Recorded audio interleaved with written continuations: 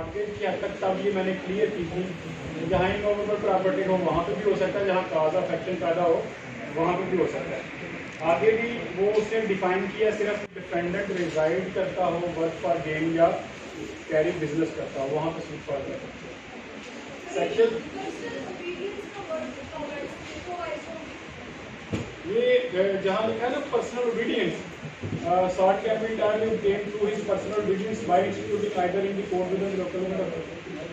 अमूमन लोग आगे इसके ऊपर भी इतराज करते हैं ना, ठीक है, जहाँ पे पर्सनल ओबीडियंस पे वो कार्य एग्जीक्यूट करने के लिए तो आप वहाँ पे चले जाएं, ठीक है, लेकिन आपने देखा होगा किसी जगह पे उसने काज ऑफ जो दावा दायर हुआ हो, ठीक है, ये provided that suit to be obtained leave to respective in compensation for wrong to immovable property held by or on behalf of the defendant may, where the relief sought can be entirely obtained through his personal obedience।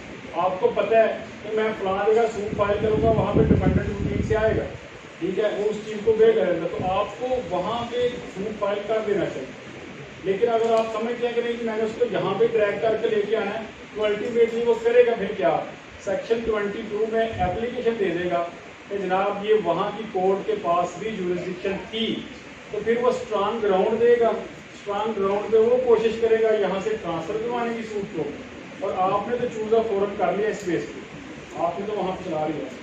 अच्छा, section 17 है कि अगर एक immovable property दो court की jurisdiction में आती हो तो फिर आप कहाँ सूट फाइल कर सकते हैं। आप दोनों कोर्ट के किसी भी चूज ऑफ फोरम आपके पास है, दोनों में से किसी के पास सूट फाइल कर लें। आपका सूट जो है वो जब डिक्री होगा तो वैसे ही होगा जैसे प्रॉपर जुरिस्डिक्शन वाली कोर्ट ने उसको डिक्री किया है। सिंपल सा है, उसका मिसाल आपको ऐसे दे देता हूँ। सम टाइम आपने देखा होगा कि अगर एक प्रॉपर्टी जो है वो बॉर्डर लाइन पे है तहसील डस्का और सियालकोट की, उसका आधा पोर्शन तहसील डस्का में है, आधा पोर्शन उसका सियालकोट तहसील में है, तो ऑप्शन आपके पास है कि अगर आपकी वो प्रॉपर्टी 1 एकड़ जिसकी 4 कनाल जो है वो तहसील डस्का में आ रही है, 4 कनाल उसकी जो है वो तहसील सियालकोट में आ रही है, दोनों ऑप्शन आपके पास हैं। आप वो डस्का में सूट फाइल कर सकते हैं या डस्का की तहसील कोर्ट में नहीं फाइल करना, आप सियालकोट की कोर्ट में फाइल कर सकते हैं।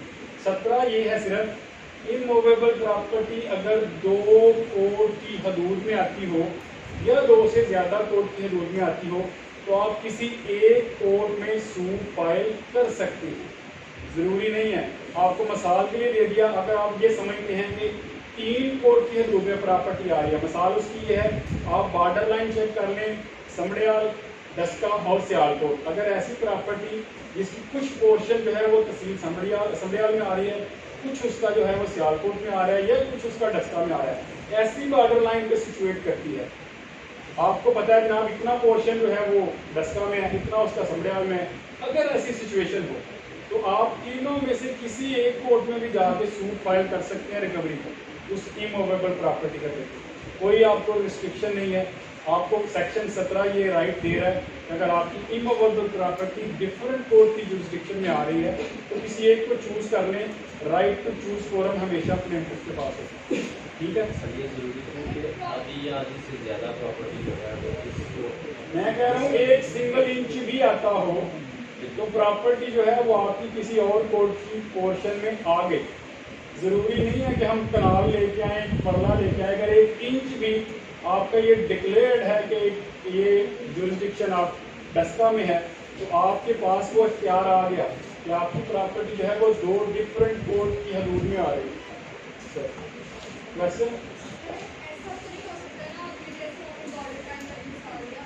होता है, बहुत सारी चीज़ें ऐसी हैं।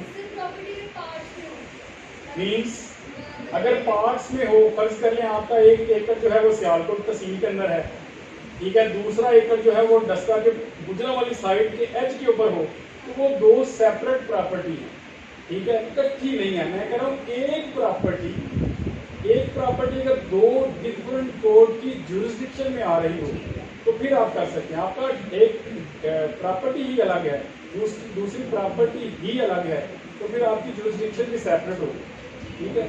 सर इसमें ऑनरशिप करने के ऑनर जो है वो एक को, प्रॉपर्टी का ऑनर एक को, लेकिन प्रॉपर्टी वो मतलब तहसील में जो है वो लोकेट करते हैं। जाहिर है जिस बंदे को कोई क्लेम करना है, अगर वो समझता है कि ये मेरी ऑनरशिप है, अगर उसकी प्रॉपर्टी सिचुएट करती होगी तो वही कोर्ट में जाएगा। Choose a forum. मेरा सवाल ये बिल्कुल मैं नहीं हूँ, मेरी प्रॉपर्टी शाहपुर में भी है और कसूर में। वो प्रॉपर्टी दोनों अलग अलग है। प्रॉपर्टी अलग अलग है, इवन के एक के पास। बेशक ऑनरशिप में देखिए, मैं आपको अभी तो मिसाल दी है, मैं मालिक हूँ 1 एकड़ का सियालकोट में, ठीक हो गया, मेरी ऑनरशिप है। दूसरी प्रॉपर्टी मेरी को 10 एकड़ दस्का में है, ठीक है, ऑनरशिप मेरे पास है। अब वो प्रॉपर्टी दोनों सेपरेट है, दस्का वाली अलग है, सियालकोट वाली अलग है, ठीक है। अगर तो वो इकट्ठी होती, ठीक है, दोनों एक के मतलब डेफिनेटली खाता केवल उसका जो रेवेन्यू रिकॉर्ड है वो सिंगल होता। समझ आ गई आपको? सर इसमें प्रॉपर्टीज तो बेशक दो हैं, लेकिन इनके बैक पे अगर कॉज ऑफ एक्शन एक हो तो काज ऑफ एक्शन की बेस पे सूट फाइल नहीं होगा, ठीक है। आप समझते हैं प्रॉपर्टी सेपरेट है, काज ऑफ एक्शन बेशक एक सेम है, तो फिर आप उसको उस इमूवेबल प्रॉपर्टी को उठा के जहां नहीं लेके आ सकते। वो प्रॉपर्टी इमूवेबल की हद तक उसने काज ऑफ एक्शन को डिफाइन नहीं किया हुआ। अगर आपकी प्रॉपर्टी इमूवेबल है, काज ऑफ एक्शन बेशक सेम हुआ है, आपको सेम टाइम उसने कह दिया कि आप ये प्रॉपर्टी भी नहीं देनी, वो प्रॉपर्टी भी नहीं देनी। अब प्रॉपर्टी जो सेपरेट है, आप एक कोर्ट के अंदर काज ऑफ एक्शन बेस पे दोनों का दावा निचलाएंगे, ठीक है, वो तो मिक्सचर हो गया। इमूवेबल सेक्शन 16 के निगेट में चला गया वो तो स्पेसिफाई कर दिया अगर आपने रिकवरी फाइल करनी है, ठीक है, और काज ऑफ एक्शन भी पैदा हो गया कि एक प्रॉपर्टी आपको विरासत में आई, नारोवाल में पड़ी हुई है, एक प्रॉपर्टी जो है वो आपकी डस्का में पड़ी हुई है, तो फिर आप उसके ऊपर ये कहेंगे विरासत जो है काज ऑफ एक्शन रिकवरी करनी है, तो डस्का में दोनों का सूट फाइल कर ले, ऐसे नहीं होगा। प्रॉपर्टी की सिचुएशन सेक्शन 16 में डिफाइन है, आपने सेक्शन 16 को फॉलो करना है, वहां रिकवरी कर रहे हैं, प्रॉपर्टी जहां सिचुएट करती है वहां पे ही सूट फाइल करना है। बेशक आपकी वो इनहेरिटेंस है, वहां काज ऑफ एक्शन का कहीं भी जिक्र नहीं है, ठीक है, सिर्फ इमूवेबल प्रॉपर्टी की हद तक का जिक्र है। अगर वो क्लास सी के अंदर होता कि जहां आपको काज ऑफ एक्शन है, प्रॉपर्टी बेशक इमूवेबल है, काज ऑफ एक्शन सेम है, आप उसको इकट्ठा कर लें, तो फिर हो सकता है अगर लॉ प्रोवाइड करे। अदरवाइज सेक्शन 16 की क्लास 1 तो कहती है सेपरेट चलेगा वो। इसके अलावा अगर सिंगल केस हो प्रॉफिट दो डिफरेंट कंट्रीज में हो, दो डिफरेंट कंट्रीज में कि वो तो आपकी जुडिशियल ही बाहर चली गई ना। पाकिस्तान की कोई भी कोर्ट जो है वो आउट ऑफ कंट्री जो भी प्रॉपर्टी है उसका केस यहाँ नहीं चल सकता। उसका अगर दूसरी कंट्री में तो अगर कोई ट्रेनिंग हुई भी है, नहीं ऐसा नहीं होता कि मतलब ट्रीटी की इस तरह की सिचुएशन हुई हो, आपका एक पोर्शन इंडिया में है, एक पाकिस्तान में प्रॉपर पार्टीशन हो चुकी हुई है, इंडिया की प्रॉपर्टी अलग है, पाकिस्तान की प्रॉपर्टी अलग है, वो तकलीफ हो नहीं सकती, ना ही कोई ऐसी आज तक ट्रीटी एग्जिस्ट करती है, ठीक है। वो पार्टीशन रेगुलर प्रॉपर पार्टीशन हुई है पाकिस्तान इंडिया की, ऐसे नहीं हो सकता कि आपकी आधी प्रॉपर्टी पाकिस्तान में आधी इंडिया में। पार्टीशन टू डिफरेंट प्रॉपर्टीज अगर टू डिफरेंट डिस्ट्रिक्ट्स में है, फिर भी ये मेरे ऊपर ये रिलाई है कि मैं देखिए सेक्शन 22 हम पढ़ेंगे, चूज अ फोरम हमेशा आपके पास है। अगर आपकी एक प्रॉपर्टी गुजरांवाला में है, दूसरी प्रॉपर्टी सियालकोट में है, तो आपका सियालकोट वाला प्रॉपर्टी का केस सियालकोट में चलेगा, आपका गुजरांवाला का केस गुजरांवाला में चलेगा। ऐसे नहीं हो सकता वो सारे मुल्क की प्रॉपर्टी आप जहाँ जहाँ ग्वादर में लेके बैठे हम केस सियालकोट चलाते रहे, ऐसे नहीं है जी सर।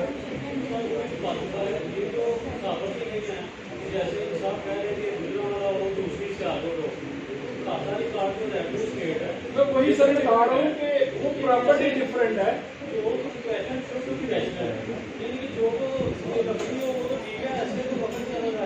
बिल्कुल बिल्कुल सही आप कह रहे हैं, मतलब बीइंग स्टूडेंट ऑफ लॉ हमें खुद अंडरस्टैंड कर देना चाहिए क्वेश्चन है। मतलब मैं यहाँ खड़ा हूँ, मैंने तो उस चीज़ का आंसर और क्वेश्चन जो है वो बेसलेस पूछ लिया गया है, या वो बिल्कुल ग्राउंडलेस है, या उसके ऊपर कोई लॉजिक या रैशनल नहीं है, तो भाई को आंसर करना तो बनता है। अच्छा सेक्शन 18 जो है आपका, 17 आपको क्लियर हो गया, 18 जो है आपका वो है, होता ऐसे भी नहीं है जो हम सेक्शन 18 पढ़ने लगे हैं। और अनसर्टेनिटी किसी भी प्रॉपर्टी के लिए किसकी हदूद में आती है, प्रैक्टिकल ऐसा नहीं है, लेकिन लॉ मेकर ने ये सेक्शन डाल दिया है इस सीपीसी के अंदर कि अगर कभी ऐसी सिचुएशन सामने आ जाए फिर जुरिस्डिक्शन के बारे में पता ना चलता हो कि ये प्रॉपर्टी किस कोर्ट की हदूद में आती है, तो फिर आप क्या करें, कोर्ट जिसके पास आप केस फाइल कर रहे हैं उसको बता दें कि इस प्रॉपर्टी की जो जुरिस्डिक्शन है वो अनसर्टन है, पता नहीं चल रहा। कोर्ट उसके ऊपर सेटिस्फाई हो कि वाकई अनसर्टन है, जब सेटिस्फेक्शन हो जाए उसके ऊपर वो रीजन रिकॉर्ड करे, प्रॉपर एक ऑर्डर पास करे आफ्टर टेकिंग दैट सूट कि इस प्रॉपर्टी की जुरिस्डिक्शन अनसर्टन है, पता नहीं चल रहा। मैंने मिसाल स्लाट में कह दिया, ऐसे होता नहीं अमूमन, लेकिन लॉ मेकर जो है वो जब लॉ बनाता है तो वो हर तरह की सेक्शन, हर तरह की क्लास डालता है कि इस तरह का कोई इशू आ सकता है। ठीक है, अगर इस तरह का इशू आ जाता, लॉ ना होता, फिर अमेंडमेंट लेके आनी पड़ती। तो अगर उसने सेक्शन 18 डाल दिया है तो उसके ऊपर आप क्लियर रहना कि अगर अनसर्टन हो किसी प्रॉपर्टी की जुरिस्डिक्शन, तो फिर आप किसी कोर्ट में जब सूट फाइल करते हैं तो आप उसको बता दो कि इसकी जो जुरिस्डिक्शन है वो अनसर्टन है। सबसे पहले वो कोर्ट सेटिस्फाई हो कि वाकई इसकी जुरिस्डिक्शन जो है वो अनसर्टन है, उसके ऊपर एक वो प्रॉपर रीजनिंग के साथ ऑर्डर पास करे और उस केस की प्रोसीडिंग को स्टार्ट रखे। फाइनल जब जजमेंट पास करेगी तो वो ऐसी ही जजमेंट होगी जिसे किसी कॉम्पिटेंट कोर्ट ने वो फैसला किया हुआ है। लेटर स्टेज के ऊपर उसके ऊपर कोई क्वेश्चन रेज नहीं किया जा सकता, जाहिर है वो स्टेज तो होगी एपलेट कोर्ट, और एपलेट कोर्ट में ऑब्जेक्शन जुरिस्डिक्शन से रिगार्डिंग नहीं आ सकती। ठीक है, ये सेक्शन 18 था। सिर्फ 19 जो है ये आपका एक टॉर्ट से रिलेटेड है, वो आप ऑलरेडी हम डिस्कस कर चुके हैं। जो सिविल रॉन्ग होते हैं वो सारे के सारे टॉर्ट के अंदर डिस्कस होते हैं। टॉर्ट के अंदर जहां काज ऑफ एक्शन पैदा होता है वहां पे भी सूट फाइल किया जा सकता है, जहां डिफेंडेंट रिजाइड करता है या वर्क फॉर गेन करता है या कैरी बिजनेस करता है। इन तीन चीजों की डेफिनेशन भी अंडरस्टैंड कर लेना। रिजाइड का मतलब है चाहे वो टेम्पररी रह रहा है या परमानेंट रह रहा है, और वर्क फॉर गेन है उसमें तो प्रॉपर वर्क फॉर गेन से हटके जो कैरी बिजनेस है उसमें को प्रॉपर कारपोरेशन या फैक्ट्री जहां वो बिजनेस खुद कर रहा है वहां पे भी सूट फाइल किया जा सकता है। और तीसरी बड़ी टेक्निकल है work for gain. Work for gain वो पर्सनली करे, ये नहीं होगा कि वो किसी एजेंट को कहे जनाब मैंने इन्वेस्ट कर दिया है सरगोदा में किन्नू के बाग में और तुम जाओ वहां पे सारे लुक आफ्टर करो। वहां सिर्फ उसने इन्वेस्टमेंट किया है, वर्क फॉर गेन कर रहा है, पर्सनल इंटैक्ट है उसका।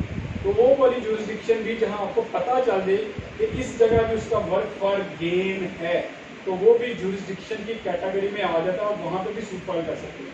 ठीक है, 20 जो है ये सेक्शन है जनरल का, कि जनरल आप रेजिड्यूरी सेक्शन डाल दिया उन्होंने कहा इसके अलावा अगर किसी किस्म की कोई सूट आपके सामने आ जाता है जो टेरिटोरियल के हद बाहर हो, इमूवेबल से हट के हो, सिविल रॉन्ग से हट के हो, तो फिर आप कॉज ऑफ एक्शन की बेस पे या जहां पे डिफेंडेंट रिजाइड करता है वर्क फॉर गेन या कैरी बिजनेस करता है। ठीक हो गया, ये 3-4 सेक्शन जो थे इकट्ठे जुरिस्डिक्शन से रिलेटेड थे। सेक्शन 21 जो है इसको आपने थोड़ा सा सिर्फ ज़हन में रखना कि ये सिर्फ ऑब्जेक्शन टू जुरिस्डिक्शन।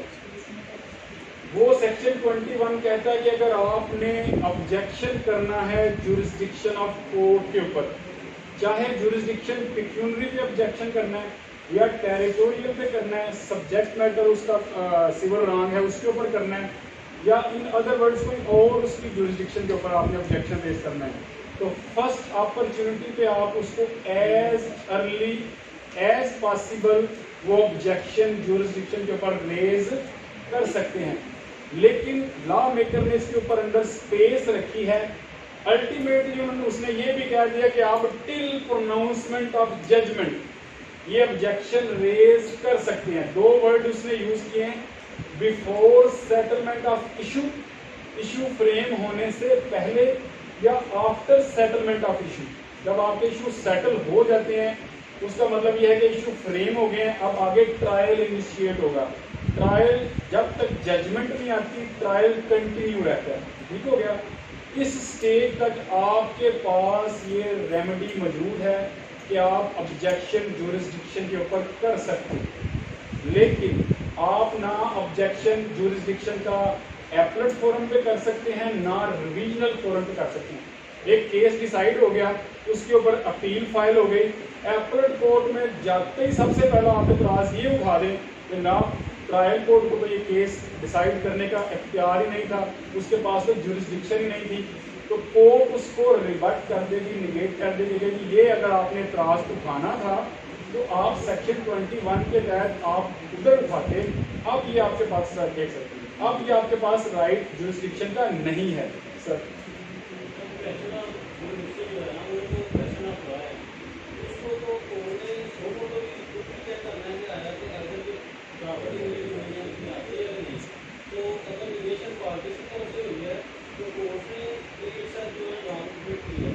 उस स्टेज पे ये पिनल एक्शन की कैटेगरी में आ जाता है, वो उसको देखेगी तो जरूर, लेकिन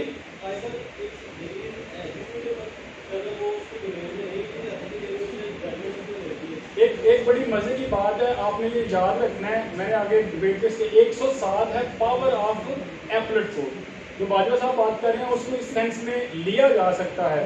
जब पावर ऑफ एपलेट कोड हम 107 सीपीसी में पढ़ते हैं तो वहाँ ये भी लिखा हुआ है कि जो ट्रायल कोर्ट के पास जितनी पावर्स होती हैं वो सारी की सारी पावर्स जो हैं वो एपलेट कोर्ट के पास भी होती हैं।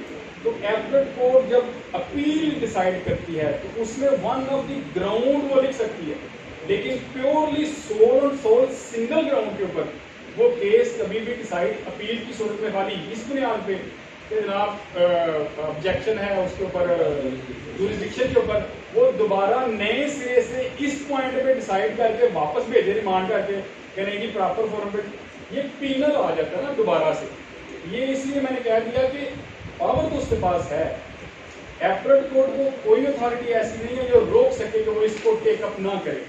जनाब आपके पास रेज कर रहे हैं हम ऑब्जेक्शन फर्स्ट इंस्टेंस समझ के फर्स्ट टाइम रेज किया है, एपलेट कोर्ट को अगर लगता है ना सिर्फ इसका इतराज या इसका ग्राउंड जो है वो है ही सिर्फ ये, अपील करने वाले की सिर्फ मेमोरेंडम में लिखा ही ये है कि जनाब नीचे वाली कोर्ट को तो बिल्कुल इख्तियार ही नहीं था, तो वो फिर ये सुनती नहीं है। बेशक उसके पास पावर है, वो ये क्या करेगी कि भाई आपको एक सेक्शन दिया गया, आपने उसके ऊपर इतराज किए ही नहीं है और कोई अगर ग्राउंड है तो हमें सुना दो, अब हमें तुम्हें पीनल तौर पे ये डिसाइड करने जा रहे हैं, ये कोई बड़ी नहीं। अगर इन अदर वर्ड्स कोई वहाँ इनजस्टिस नहीं हुआ ट्रायल कोर्ट में, तो फिर इस सोल ग्राउंड पे कि जनाब आप एतराज सुन लें इसके ऊपर जुरिस्डिक्शन के ऊपर, कभी भी एपलेट कोर्ट इस पॉइंट पे एतराज नहीं सुने।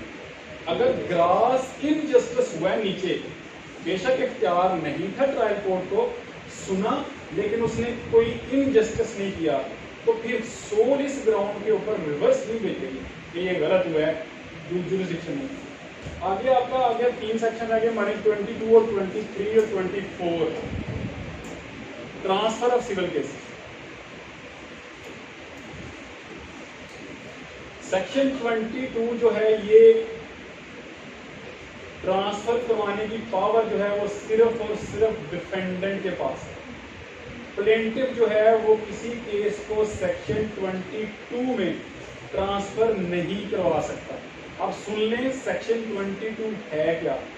सेक्शन 22 कहता है कि अगर कोई एक केस एक से ज्यादा कॉम्पिटेंट कोर्ट में फाइल किया जा सकता है और वो किसी एक कोर्ट में फाइल कर दिया जाए तो उसको डिफेंडेंट जो है वो किसी दूसरी कॉम्पिटेंट कोर्ट में ट्रांसफर करवा सकता है अपोजिट पार्टी को नोटिस दे के।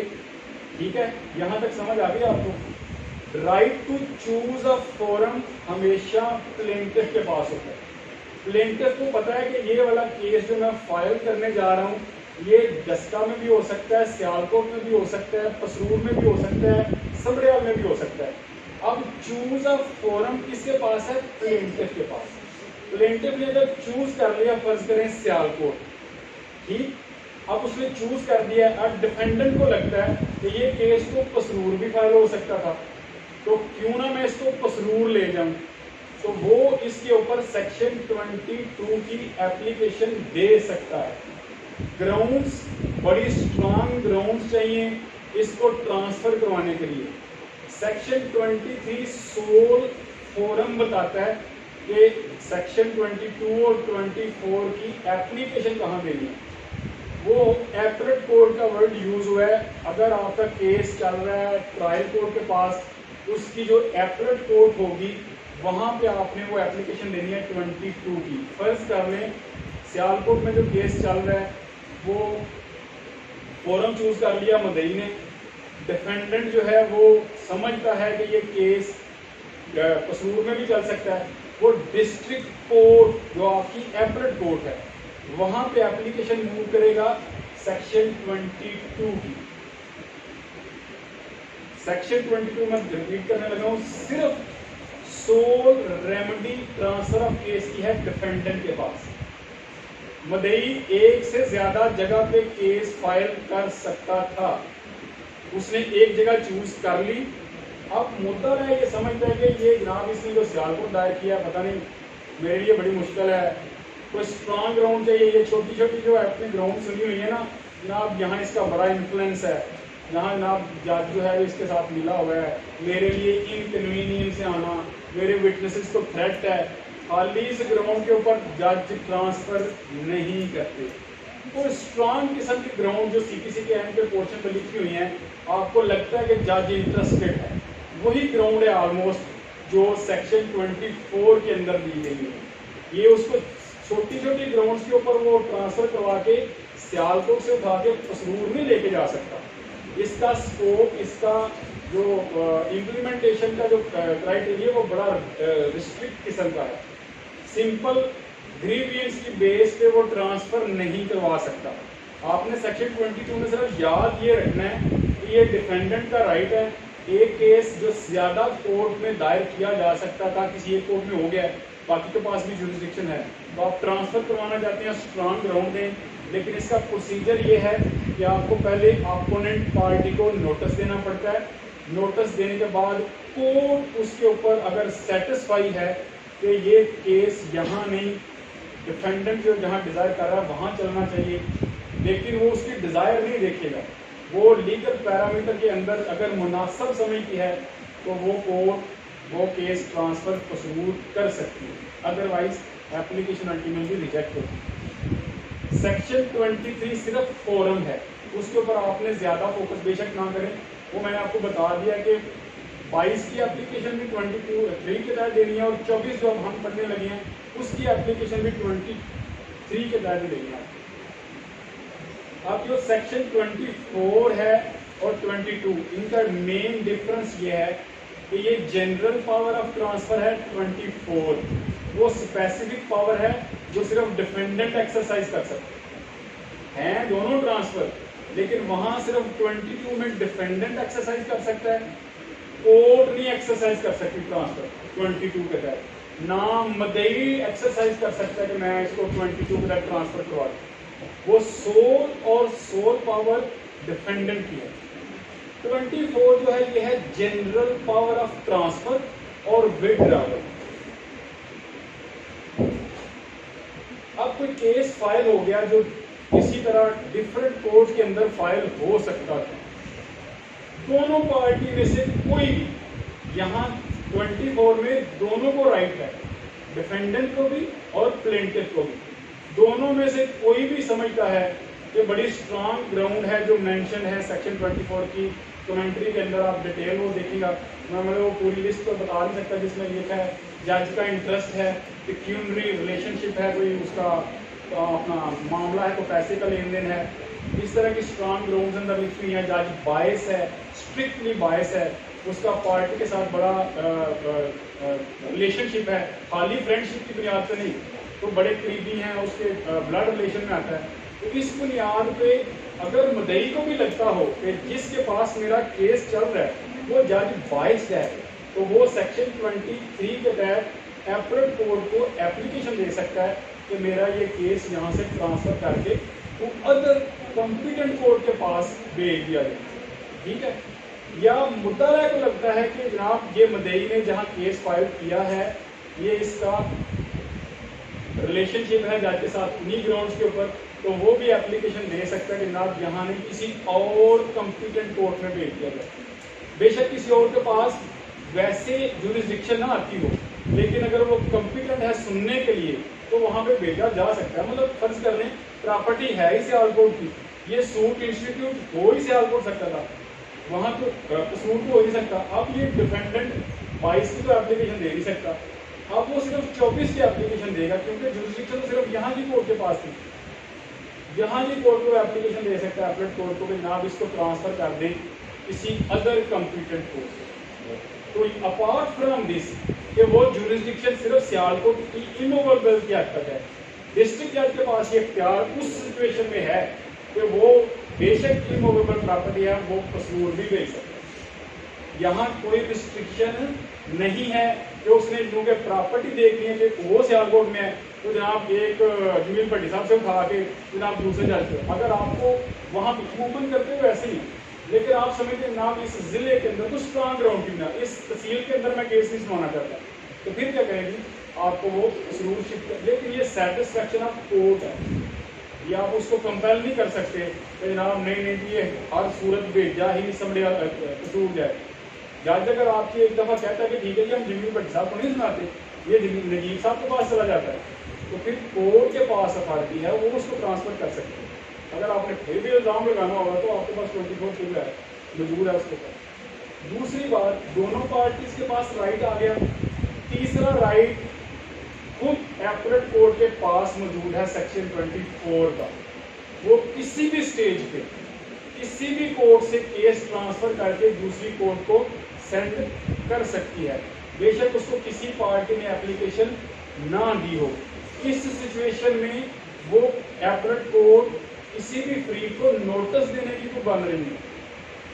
पहली सिचुएशन में अगर मदई दराज देकर ट्रांसफर की, अपोनेंट पार्टी को नोटिस देगा, मुद्दा दराज देता है, अपोनेंट पार्टी को नोटिस देगा। लेकिन जब सो मोटो कोई एपलेट कोर्ट किसी एक कोर्ट से दूसरी कोर्ट में केस ट्रांसफर करना चाहे तो वो किसी पार्टी को नोटिस देने की पाबंद नहीं है, तो वो एक कोर्ट से उठाकर दूसरी कॉम्पिटेंट कोर्ट में केस ट्रांसफर कर सकते हैं। इसी तरह वो री ट्रांसफर भी कर सकती है।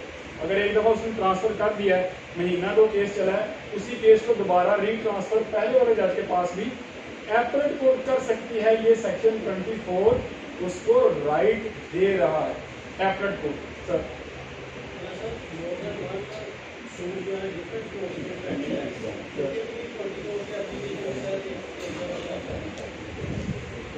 मतलब आपके कहने का मतलब है कि सियालकोट की 2-3 डिफरेंट कोर्ट के अंदर केस 2-3 डिफरेंट केस पेंडिंग है। आप चाहते हैं कि सारे के सारे केस जो है वो ट्रांसफर करके जाएं, वसूल कर दें, एक कोर्ट में इकट्ठे कर दें, तो बड़ा ओपन से वो कोर्ट कर सकती है। उसको तीनों केसेस को एक जगह इकट्ठा कर दे। अगर आप साथ प्रेयर करें कंसोलिडेशन की तो वो कंसोलिडेशन कोर्ट खुद भी कर देगी, और अगर वो कोर्ट ना करे ट्रायल कोर्ट के पास आ जाए तो वो खुद भी कंसोलिडेट कर सकती है। ये सेम कोर्ट भी कर सकती है। एपलेट कोर्ट जिसके पास आपने एप्लीकेशन दी वो खुद भी अगर आपने प्रेयर की है तो आपकी ट्रांसफर के साथ वो कंसोलिडेशन का ऑर्डर भी कर सकती है। सर 128 में सिर्फ एक जगह वर्ड लिखा हुआ है, आपको कोई पूछ ले कि सीपीसी के अंदर कंसोलिडेशन का कोई कॉन्सेप्ट ही नहीं है।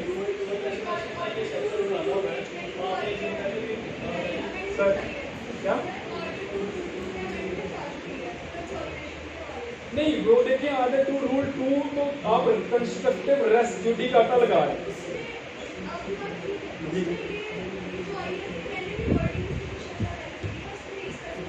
देखिए कंसोलिडेशन एक जहन में रखिएगा, कंसोलिडेशन तब होती है जब कोई रेस्ट जुडिकाटा से रिलेटेड या रेस्ट सबजुडिस से रिलेटेड स्ट्रिक्टो सेंसो सेक्शन एप्लीकेबल ना हो। अगर तो एप्लीकेबल हो जाए फिर तो स्पेस ही नहीं बचती। रेस्ट जुडिकाटा लगता है, इंग्रेडिएंट फुलफिल है, कंसोलिडेशन हो ही नहीं सकती। अगर स्ट्रिक्टो सेंसो इंग्रेडिएंट फुलफिल नहीं होते तो फिर कंसोलिडेशन होती है। इसके ऊपर एक और बात सुन लें, ये कंसोलिडेशन तब होगी जब केस एक कोर्ट में चल रहा होगा। अगर आपके केस ही 2 डिफरेंट कोर्ट में चल रहे हैं और आपने एक कोर्ट में सेक्शन 10 या 11 की एप्लीकेशन दे दी है, 10 की एप्लीकेशन दे दी है कि जनाब ये दूसरी कोर्ट में केस चल रहा है, तो वो आपका वो वाला जज जो सेक्शन 10 की एप्लीकेशन सुन रहा है वो कैसे कंसोलिडेट कर सकता है अपनी कोर्ट का केस दूसरी कोर्ट के साथ? किसी सूरत नहीं कर सकता। वो कंसोलिडेशन इसी को कहते हैं। फिर हम ऊपर वाला फोरम यूज करेंगे। यस, अगर आप समझते हैं कि जनाब ये वाला सेक्शन 10 इसके ऊपर स्ट्रिक्ट सेंस एप्लीकेबल नहीं है, आप उनको इकट्ठा करा लेंगे। लेकिन ये वो सेक्शन 10 दरखास्त देने वाला पागल है, वो इकट्ठा करवाएगा। वो तो कहेगा इसी के पास लगा रहे, मैं सेक्शन 10 की दरखास्त देता हूँ, तो ये चल नहीं सकता, कंसोलिडेशन का ऑर्डर ये पास नहीं कर सकता। ठीक है, वो या रिजेक्ट करेगा, या उस दिन जो आपने कहा इंटरलॉक ऑर्डर, वो बड़ी पुरानी जजमेंट है। ठीक है सर, 128 पढ़ ले, 128 सुन ले। कुछ पोर्शन है पार्ट 10 सीपीसी का। पार्ट 10 जो है वो है हाईकोर्ट रूल्स। हाईकोर्ट रूल्स के अंदर रूल कमेटी को ये इख्तियार दिया गया है 128 के तहत कि वो कंसोलिडेशन के रिलेटेड रूल बना सकती है।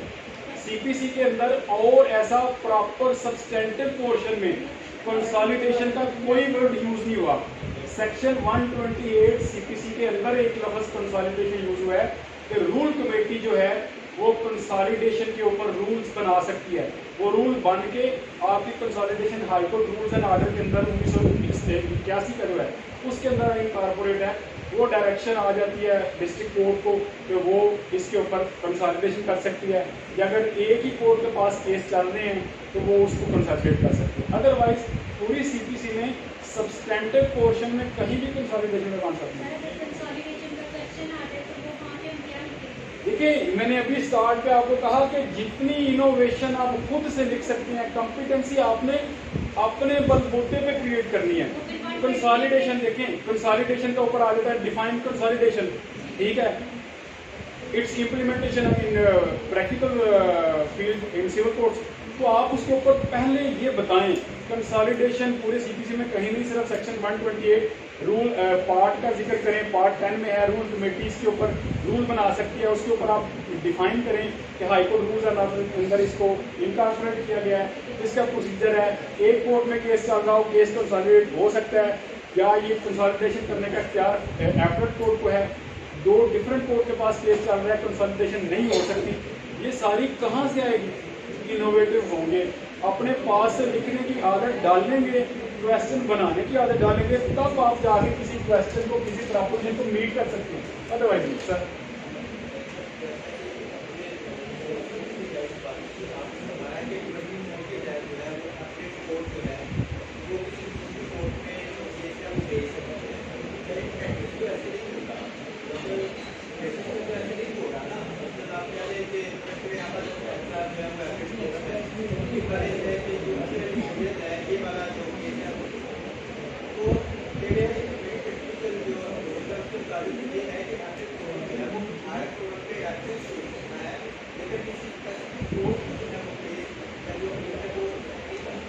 नहीं, सेक्शन 24 ये नहीं होगा। फर्ज कर लें, मिसाल के साथ डिस्कस कर लेते हैं।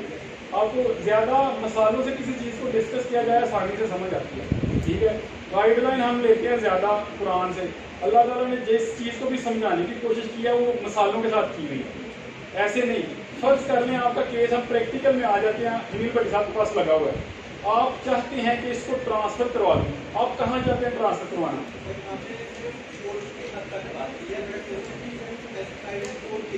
सर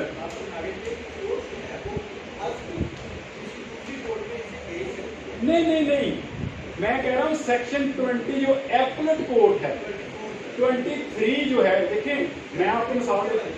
नहीं, सेक्शन 24 में जब भी ट्रांसफर होगी उसकी एप्लीकेशन आपने एपलेट कोर्ट को देनी है। एपलेट कोर्ट मींस जिस कोर्ट के पास केस चल रहा है वहां से आप ट्रांसफर करवाना चाहते हैं तो उस कोर्ट की एपलेट कोर्ट को एप्लीकेशन देनी है। मसलन ट्रायल कोर्ट के पास केस चल रहा है, आप ट्रांसफर करवाना चाहते हैं सेक्शन 24 में, तो आपको एप्लीकेशन 23 कहता है कि आपने एपलेट कोर्ट को देनी है। एपलेट कोर्ट ट्रायल कोर्ट की कौन सी है? District court. आप डिस्ट्रिक्ट कोर्ट को एप्लीकेशन देंगे। मैंने स्टार्ट में कहा 22 की एप्लीकेशन या 24 की एप्लीकेशन, दोनों की ट्रांसफर की एप्लीकेशन 23 के तहत एपलेट कोर्ट को देनी है। फर्ज कर लें आपका डिस्ट्रिक्ट कोर्ट के पास केस लगा हुआ है, ऑर्डर 37 का निगोशिएबल इंस्ट्रूमेंट का, वो ट्रायल कोर्ट के पास नहीं चल रहा, अब उसकी ट्रांसफर एपरेट कोर्ट को जाएगी। उसकी एपरेट कोर्ट कौन है? High court. आप एप्लीकेशन गुजरांवाला की डिस्ट्रिक्ट कोर्ट को नहीं देंगे, आप उसकी एपरेट कोर्ट में जाएंगे। एपरेट कोर्ट 23 बता रहा है कि सबऑर्डिनेट कोर्ट जो भी होगी उसकी एपरेट कोर्ट हाई कोर्ट है, वहां वो एप्लीकेशन होगी। ऐसे कभी भी नहीं होता कि एक कोर्ट के पास केस चल रहा है और वो 23 वाली पावर खुद यूज करे और वो ट्रांसफर करे। वो मैक्सिमम क्या कर सकती है? रेफरेंस भेज सकती है, जनाब मैं नहीं सुनना चाहता ये इसको कोई अपनी, वो फिर कोर्ट क्या करेगी? 24 की पावर यूज करेगी और वो ट्रांसफर कर देगी। विड्रा भी कर सकती है इस तरह। एपरेट कोर्ट जो है वो किसी एक कोर्ट से केस विड्रा करके दूसरी कोर्ट को सेंड कर सकती है।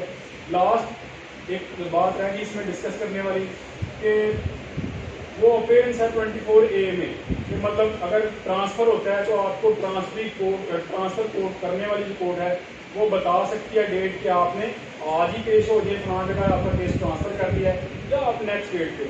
अगर ये है जब पार्टीज एप्लीकेशन देंगी, अगर कोर्ट खुद ट्रांसफर कर रही है एपलेट कोर्ट अपनी सो मोटो जुरिस्डिक्शन में, तो फिर जहां केस चल रहा है आपका वहां ही आप पेश होंगे और वो वाली कोर्ट आपको बताएगी कि आपका केस ट्रांसफर हो गया, आपने आज ही वहां पेश होना है या आप 10-12 तारीख को फलां जगह पेश हो।